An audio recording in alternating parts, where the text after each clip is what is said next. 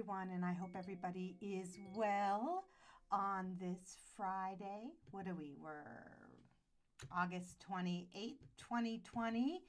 The conventions are over with, I think. I hope. It's terrible. I Politics just drive me nuts anymore. I have a really hard time opening my heart to the process because it's changed so much over the years, and I have a hard time kind of getting into that excitement anymore. And I don't care who is running at this point. It's a lot of it's hard to watch the rhetoric. It really is hard to watch the rhetoric for me on all sides. But I do participate, as we all should. It's a democracy. We have to participate. We have to try to needle our way through the bullshit. There's a lot of bullshit out there. Gosh knows, I know there is. Um, and we have to take the time to, vote the way we really believe our nation, where we want it to go. But that doesn't mean that we have to drink the syrup, if you know what I'm saying. And I tend to avoid the syrup as much as possible nowadays because it's just changed so much. When I was younger, I mean, it was a mess back then too, but we didn't have so much partisan politics. There's, partisan politics always exist. Yes, I know that. I'm not dumb. I do know that. But there was a sense that you could get really good news. There was a sense you could get some real facts instead of alternative facts and alternative narratives. And now it's really difficult to make sense of half of it. And most of the information we have on the internet is bad, not helpful. So that's frustrating as well. And all this actually leads into our final topic this week as we look at propaganda, and that is propaganda and narrative. So, the last couple days, for those of you who are just joining us for the first time, or if you need a refresher in general, we're talking about the use of communication and propaganda and how it impacts us on every single level.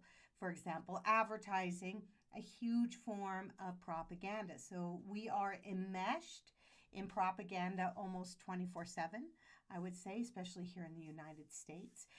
And the reason we're doing this is because it's important to understand how these processes work, right?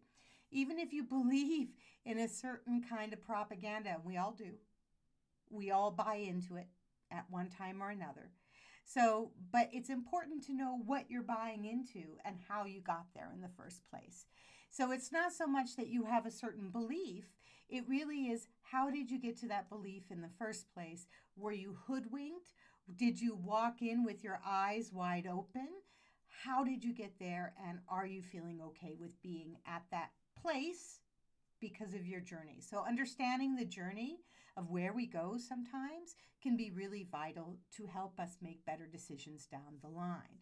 So for us, we're using this kind of broad definition of propaganda. Again, I got it from Wikipedia. And the reason I love this definition is because it's broad and it doesn't just pigeonhole us to political processes, but rather opens the door to the different social and economic processes that also utilize propaganda techniques.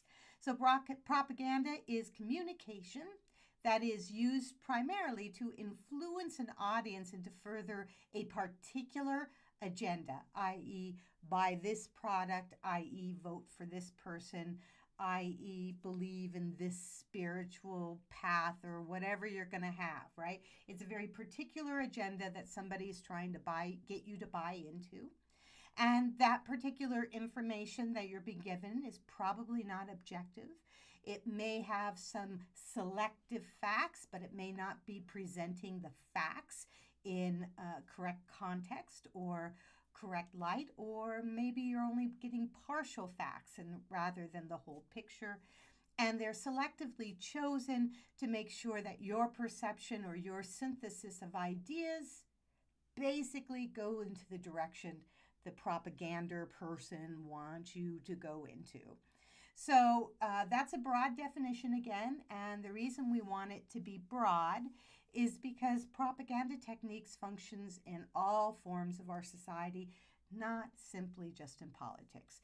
As I've been harping on, we see this a lot in advertisements. And the better you understand how you're being advertised to and how that impacts you as a human being, the more equipped you are to make conscious decisions about what you want versus what you don't want. So, yesterday we talked about the fire hose model of propaganda. This was a propaganda technique or discussion, a paper, if you will, given by the RAND Corporation, and I think it's an excellent paper. They talk mostly about Russian propaganda techniques, and I believe the paper was even published before the Russian interference with elections. But it doesn't really matter because these propaganda techniques are being utilized by many people all over the globe. It's not just Russian operatives, it's people right here at home, it's people down the street, and so on and so forth. So, some of the things that we looked at is how facts are used selectively, and they're often placed into a type of narrative or story that doesn't necessarily make sense with the facts themselves, but having those facts there allows us to the audience to buy in. If you have a fact in a piece of fiction, you go, oh yeah, I know that fact. And we also talked about the fact that numbers are used a lot. Statistics, the number of people using this right now is 1,500,000 people, and you could be next. Those kind of numbers are really, really powerful. We buy into them in a very, very specific way. And numbers can float without being rooted to anything, right? So you could say, like, 80% of Americans. And I want to talk to you about this. So we just threw out 80%, but we didn't anchor it to shit. It's just sitting there waiting for us to grab onto it. And it's a very powerful technique. You don't have to anchor the number to anything. You just throw it out, and then you allow the listener or your audience member to basically bring meaning to the number that you threw out. So that's a really important technique, and it fools us all the time, especially if it's repeated over and over and over again. I went on a free webinar the other day, yesterday, and I totally bought in. I bought in. And I know better, but I bought in because the use of repetition, the use of numbers, the use of statistics, the use of, hey, you don't want to be left out, do you? You don't want to be left out. Vote this way, because if you don't vote this way, you're going to be left out. If that's said enough, we start to believe it because we are emotional beings with the capacity to think. We are not thinking beings with the capacity to feel. We are quite the other way around. And this impacts us in a pretty darn, what's the word I'm looking for? Impactful, dramatic way in general, that we buy into things pretty easy. Our brain is very malleable. Our neurons can be wired and rewired. And these propaganda techniques over the years, they actually rewire our brains. Do some research. It's really fascinating how we can wire and rewire our brains. And it does take a while. It's not something that necessarily happens overnight. So we're talking about these ideas in propaganda, and the last one I really want to hit home is this discussion of the narrative. When we look at narrative, this is a word that you see a lot in English studies. If you're part of the Modern Language Association, even sociology, the narrative of the event was blah, blah, blah. A narrative is basically a story. We live in stories every day. We create our own stories. We buy into other people's stories. If you are a Republican, you buy into that story. If you are a Democrat, you buy into that story. If you're a libertarian, you buy into that story. And God forbid that your story is different than your friends. And you say, I just gave $1,000 to this story. And then your friend goes, are you fucking idiot? Why are you doing that? Don't do that. Don't do that. I think I just cussed. I'm sorry. So anyways, narratives are important because we identify with them. This is how We get our identity is what narratives we choose to listen to, we choose to digest, we choose to have in our lives, man. And they're very, very important because really they are our identity. Humans are about storytelling. We have been since the beginning of time, we continue to be. And if you can control the narrative, right, then you control a people. It really is as simple as that. And we grapple with different ways in which we can control a narrative. So there are big narratives such as nationhood. That's a narrative, right? What do we mean when we say United States of America? That's a narrative. Um, if we're working for a business, and I just read this article in Bloomberg today about how there's many businesses which are stopping their employees from talking about whether or not COVID has been spread in their offices or in their restaurants and so on and so forth. That's an attempt to control the narrative as well. And it's a smaller narrative, but it's just as important. Controlling narratives is about power. Controlling narratives are always about power. If we go back to 1984, that great book written by Orwell, right? And the narrative of 2 plus 2 equals 5. And this is something we see throughout that book, right? By forcing the main character to believe and say with absolute authority, you are correct, 2 plus 2 equals 5, means that Big Brother won. Big Brother wins because they were able to control the narrative. So we see the attempt to control a narrative all over the place. But I want to make a distinction. Let's go back to 2 plus 2 equals 5. There is one thing about controlling a narrative which constitutes opinion versus controlling a narrative which is about facts. There are no such thing as an alternative fact. I'm sorry. Who was it that said it? Conway. I'm losing my brain. Kellyanne Conway. Yeah. So do you remember way back when we were told that there were alternative facts? There are not alternative facts. A fact is a fact. You can't say that 2 plus 2 is 4 and in an alternative fact, 2 plus 2 is 5. It just doesn't function that way. A fact is a fact. You can't change a fact. You can only change an opinion. An opinion is malleable. Opinions are changeable. Facts are not. Facts, 2 plus 2 will always equal 4. 2 plus 2 will always equal 4. That is a fact. It can't be changed. Now, when you force somebody to admit that 2 plus 2 equals 5, such as we see in the great novel 1984, you haven't presented the world with an alternative fact.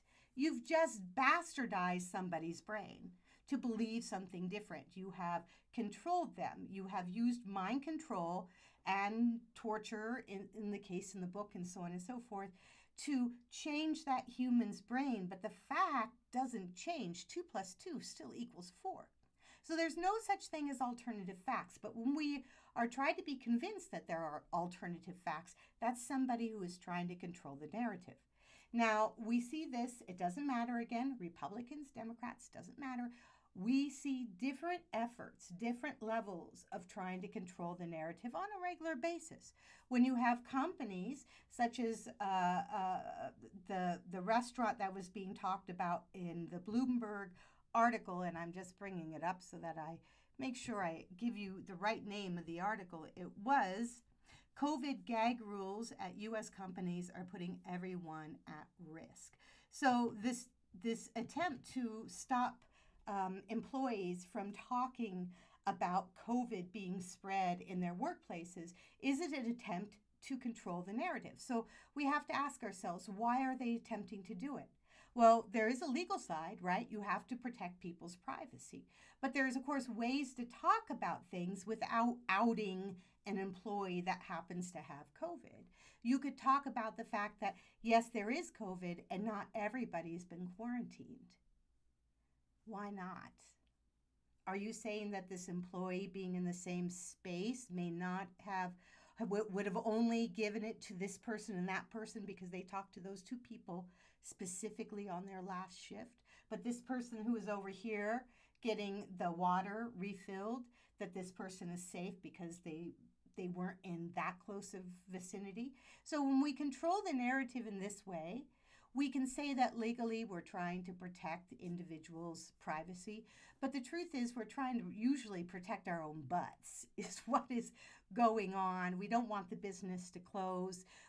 We don't want our employees to lose work.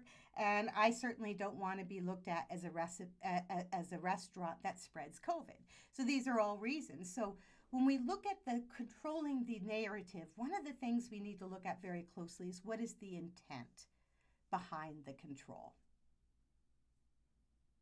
Why is somebody trying to control the narrative? So there's often multiple reasons to control a narrative or a story. Some of it may be malevolent, i.e., I want to protect my employees' identity. And their privacy. I don't want to mess with that. That's more malevolent.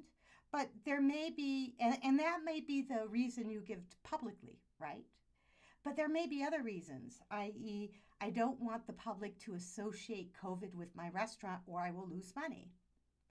Now, that becomes more egotistical. And so then you have to weigh the two, right? What is my real, true intent behind the effort to control a narrative? Is it to maintain power? And if it is, should I actually look at whether or not it's right or correct to maintain that power by controlling the narrative? So propaganda does this a lot, and there's a reason it's the main focus in the novel 1984, is because if you can control a narrative, you can control the people. And if you can keep people in an emotional space, keep them a little off kiltered, not really sure what's going on, you can also control how you maintain your own power. And these are important. So again, and I'm going to stop here because I think we've pretty much said enough about this. It's very, very clear. If you control the story, you control the people. But remember, this happens on many levels. And I'm not just talking about government. I'm talking about advertising. I'm talking about our micro relationships with our managers and our bosses and people who are trying to protect their own asses in certain circumstances. And so they're going to work to try to control you. And so what does it mean when we're in the position of being controlled by a narrative? Whether we're a small person or somebody who has more power. And what does it mean when we try to control the narratives? Because if you think you have never tried to control a narrative, you're going to probably be lying to yourself. You'd have to be some kind of saint, because most of us control our narratives every single day. So I woke up in a bad mood today and I didn't want my husband to give me a hug, and I didn't want to text to my good friend, and I didn't want anybody to touch me because I wanted to control my negative narrative for that moment because it gave me a sense of control, and I knew it. So I kindly told my husband I need some time alone, and I kindly told my friend I can't talk to you today because I needed to control my narrative. And if they come in to say certain things to me, and I'm afraid that those things might make me even more upset, then I lose control of my narrative. So even all of us on this very small level, right? We control our narratives every day. And these control aspects go up from the very smallest relationship ratios all the way up to really big relationship ratios, such as government and the citizens, or friend versus friends, husband versus wife, pet owner versus pet, you name it. So today, as we work on our ability to meditate and observe life, I want you to think about two things as you work on your breathing. The first one is an example of where you try to control the narrative to either protect yourself protect others, or maybe even it was to garnish power for yourself. Be aware of a moment that you had that happen. And how did you feel about it? Did you feel good? Bad? Did it give you the outcome you were looking for?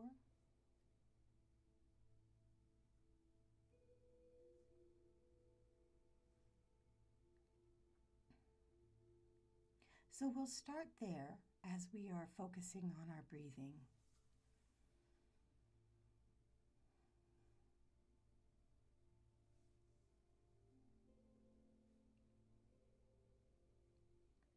Breathe in for a count of 5. Hold for a count of 1 or 2. And then exhale for a count of 6 or 7.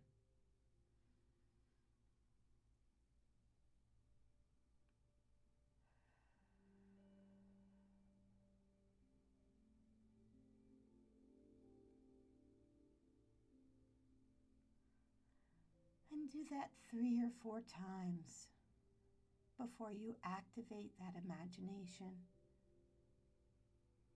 in detail for yourself. One of those moments where you tried to control the narrative. It can be as small as a parent saying to a child, "Don't do as I do, do as I say."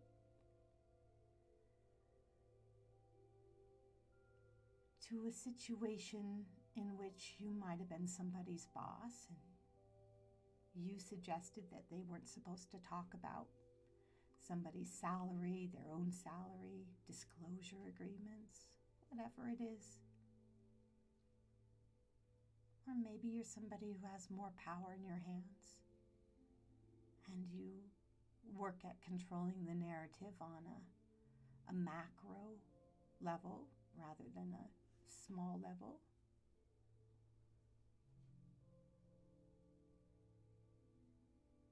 And as you imagine these moments, it's easy to judge ourselves, but don't judge. It is more important, rather than judging or punishing yourself, to simply observe the whats, the whens, and the whys, the hows, without judging yourself that you're bad or you're good or you were important or you lacked power. Don't judge, just observe.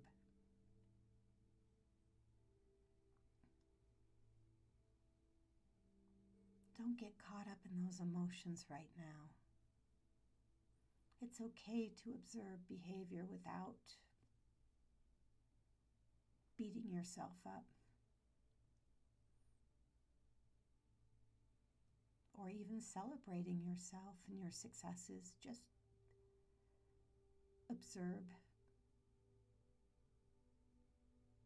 what happened. Try to understand why.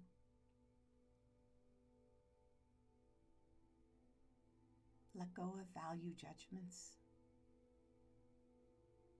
Just be the observer. Yes, you're going to have emotions attached, but you don't have to get lost in them.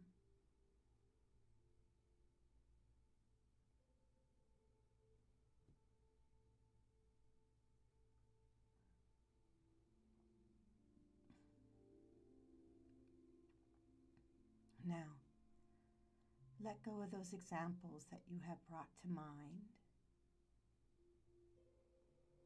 Just let them go into the universe.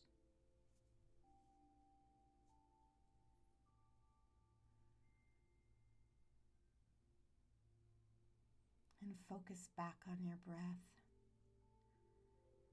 And again, don't try to control your breath, just focus on it.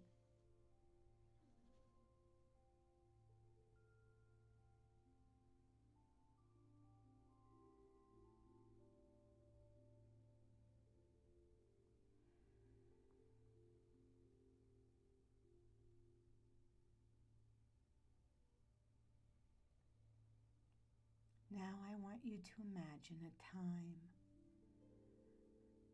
when someone in your life tried to control the narrative, tried to tell you how to think, how to feel,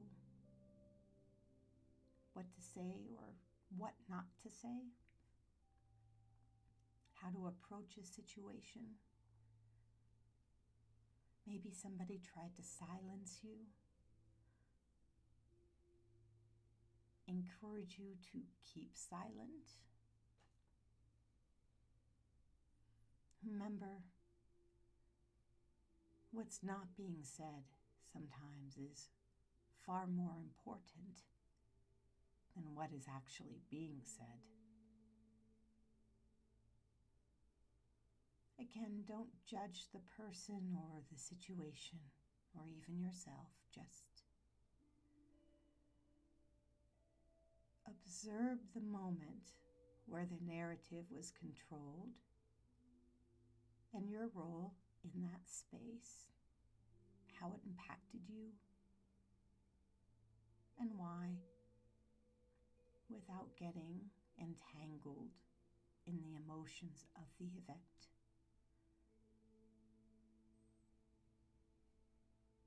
Let's take a few moments to just recapture that moment and to observe it the best we can.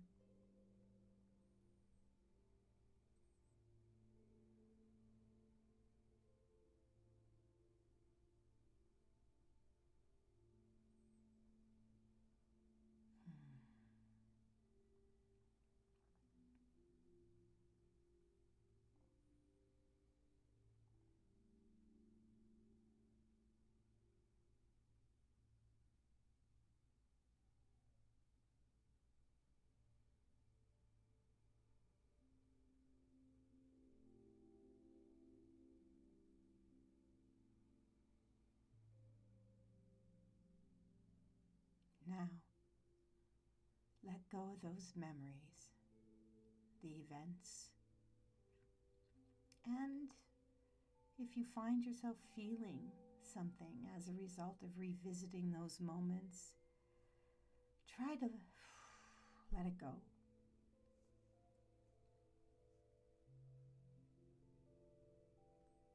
And focus back on your breath. As we think about the intention I have to offer you today, which is in itself a way of trying to control a narrative, but you have a choice. You can take the intention or decide not to, and that's fine. Our intention today is simple: to observe those moments, small and big, narrow and wide, where we see the narrative or the story of our lives, whether it touches us specifically or is at a distance, where we notice control is being exerted. By simply observing those moments, we have the ability to make a choice.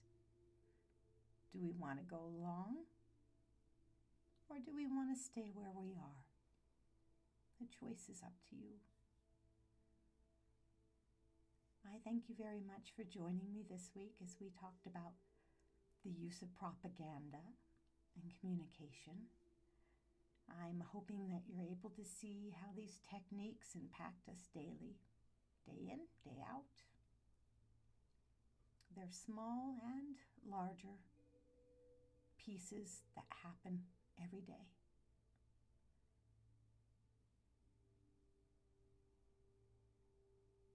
Thank you all for joining me this week, and I hope to see you next week, Tuesday through Saturday, with Alignment with Rebecca.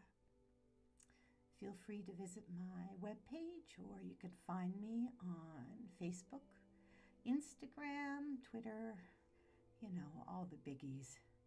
And if you have any questions, I would be happy to give you any answers I may have in my back pocket.